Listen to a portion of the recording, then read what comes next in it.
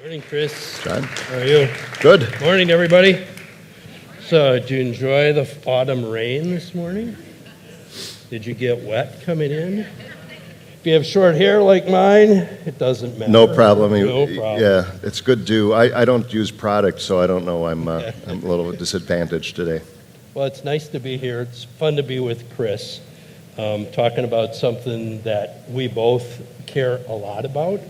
And I hope that many of you will help us talk about this crisis as you leave here. I think one of the things that we all have to do is understand the nature of the housing affordability crisis in our country so that we can help others become familiar with it. Because at this point, too many people see the housing crisis as someone else's problem, not as our own. And I think if we can all increasingly begin to understand the impacts on each of us and all of us, it'll make a really big difference. So in that spirit, I want to put out a few facts that I've learned about the housing affordability crisis that have really impacted me. And I hope they may have the same impact on you that they've had on me. Housing prices have been skyrocketing since 2012. As we remember, unfortunately, the financial meltdown in 2007, 2008, almost even into 2010, reduced valuation on homes. But since 12, they've been only going one direction, and they're now back well beyond pre-crisis levels. This one really bothers me. Being a banker, I fully understand this one. Over a third of U.S. households are now spending more than 30% of their income on housing.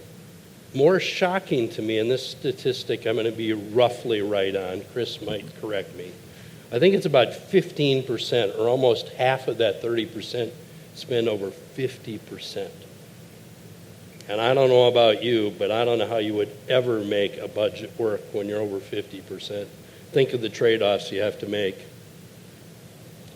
Food, education, transportation, all those other parts of life that are critical are many times getting traded off because of that huge cost. Scarcity. I know Chris will talk about this. No state in the union today has enough affordable housing. None. No state. I think Wyoming's closest, and they still have a pretty substantial shortfall. It's 7 million units today in the United States that we're short on. And then the other thing that I think has impacted me personally is every strata of our society suffers from this, rural, urban, but we know that people of color and other marginalized communities are suffering the most. So it's an extremely complex issue. It's one of those societal issues that none of us has all the answers for. And so I think at Wells Fargo, we've always cared a lot about housing for reasons that are probably obvious. It's a big part of our business, but it's also a huge part of our society. And so we've decided we're going to double down on this. And I'll say more about that later, but we've committed $1 billion over the next 6 years in affordable housing across the full spectrum: homelessness, transitional housing, rental, and ownership. And we're trying to think about things that we want to do. But my point before I ask Chris to get in the conversation is that we certainly don't have all the answers, and a lot of us are going to have to come together and collaborate on this. So as I've said, we can't solve this alone, Chris. We need collaboration from folks like you. Tell the group some of the things you're working on here in Minnesota on this issue. Well, in my role, I've been in the CEO position on Twin Cities Habitat for the last 15 months. I tell you, my learning curve is still very steep because of the complexity of the issue, as you've outlined, and the essential element of housing as the kind of cornerstone of everything that we do in community. So when we look at gaps in education achievement, when we look at gaps in health outcomes, on income, and all of those things, I trace them all back to stable housing. And in the Twin Cities in the state of Minnesota, I think the statistic that is the most troubling to me is that 75% of white households own their own home, And in the African American community, that figure is closer to 22%. And that's a result of a lot of historical anomalies. The banking industry, I think, is recognizing its role in redlining and how it made it very difficult for households of color to buy homes. The GI Bill, that was the largest expansion of home ownership in the history of the country, wasn't available to veterans of color returning from war. It was just one thing after another, and so it's not surprising that we see some of the challenges. But in Habitat, everybody knows the model of where we build a house with the volunteers from the ground up, but we're really trying to figure out how we can expand that work. We started in the Twin Cities a product where people can go into the open market using a Habitat mortgage and buy an existing house that wasn't, that might need some repairs and might not. But that's allowed us to substantially increase the impact that we've had, and yet that's just a drop in the bucket to the need. So we're really trying to figure out ways that we can expand our work, go into areas that we've never gone into before, and really be a part of this dialogue about how race and equity are very specifically linked to the housing crisis in this country. Yep, totally agree with you that the historic moves that we all made, where the intention was not to leave certain people out, did.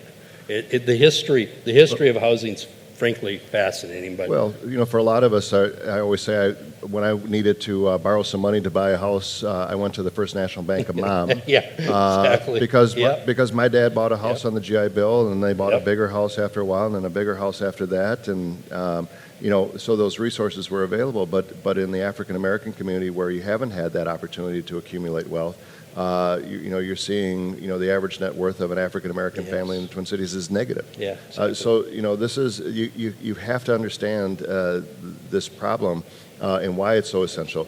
So it is affordable rental. It is shelter space for the people that are on the street. We had an encampment last year that was just heartbreaking to see school buses pulling up to a homeless encampment and bringing children to school and dropping them off at night. It is a crisis, and we're kind of lucky in the Twin Cities. We're not in the crisis state that other communities are in, but it's not very far behind when 1 in 4 Minnesota families are cost burdened by paying more than 30% of their income for housing. So you've always had a passion, Chris, but if you think about the last 5 years, what have you observed in this space in the last 5 years, and what do you think we need to really get urgency around? There's so many parts of housing affordability we need to think about, but is there an area in particular where you think the urgency is even more? Got to even be right now. We can't wait. I think you did a good job of outlining it at the beginning.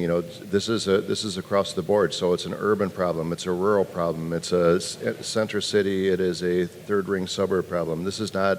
This is not just a North Minneapolis or an east side of St. Paul problem. Exactly. It really is across the board, and so the solutions that we have to come up with have to be as flexible as the nature of the crisis is complex. And it's an all hands on deck approach. It has to be the financial institutions, but it's not just the banks. It's the foundations, but it's not just them. Government has to step up. I really believe that the private sector needs to start thinking about support for helping their employees buy homes in the same way that we think about 401k plans. That should be a benefit that's attached to employment. And think about from an employer standpoint, if you offer a down payment assistance that's tied to longevity of your employment, that's going to create more stability. So it's a good thing for the employer, it's a good thing for the employee, and it's a really good thing for the community. It's really fascinating, Chris. You always make me think. I tried. You always get to me. Your last point about employers, admission, everybody. Wells Fargo has done a huge amount of down payment assistance over the last 7 years.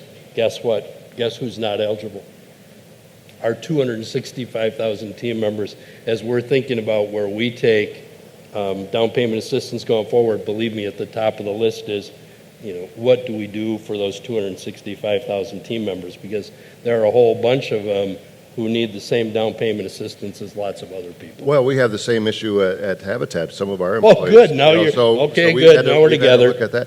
But the interesting thing, you mentioned your employees, and the thing I want to ask you is, Wells Fargo, we've had a great partnership for the last 25 years. Yep. The thousands of employees that have come out to build, and what's interesting about this is not what Habitat gets out of that relationship. What does Wells Fargo get out of that relationship when we have so many of your employees coming out and supporting the work? Well, thanks for asking. Our employees love the opportunity to be on the site with Habitat. Here in Minnesota, we've done 100 projects together over the past 25 years. So it's about 4 a year. The reality is, let me just tell the story really quickly. I know we're out of time, Chris, so we're going to wrap up on this. But quick story. Each year we set aside about $10 million, it is $10 million at Wells Fargo, to help do builds across the country, whether they be Habitat or there is another organization that does builds besides Habitat. I can't remember their name right now. But anyway, and literally in April, we say to, I think it's April, maybe it's February, we go to all our communities and go, if you want to do a build in your community this year, you apply for the money now. We always run out of the $10 million by April. Right. I mean, it is, when we look at our 1,300,000 volunteer hours each year, the top's always Habitat builds. So I think they do it because they love it, but I think they do it because they can see outcomes.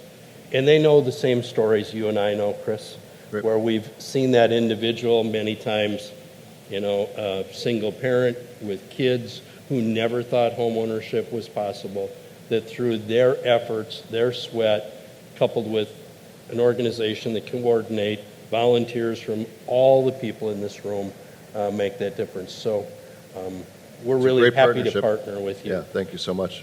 So here's what I do in closing, everybody. Kind of start where we ended. And this is the question I want to leave you with. So I've been asked this question, and I'm not going to tell you, I will tell you my answer. Many times I ask, what would you hope would happen in the next 5 years in the housing affordability space? And actually my answers may be a surprise to you, but my answer has been, I hope the 7 million doesn't get greater. I think the urgency is so great that we all have to come together to stabilize. Would I love it to be 2 million or zero? And would it be fun to put a big headline out there, we're going for zero? Absolutely. But I think the practical nature is this is a very complex issue. We all need to come together and ask yourself, what would your goal be for housing affordability in this country? Thanks, Chris. Thanks, John. It's fun being with you. Absolutely.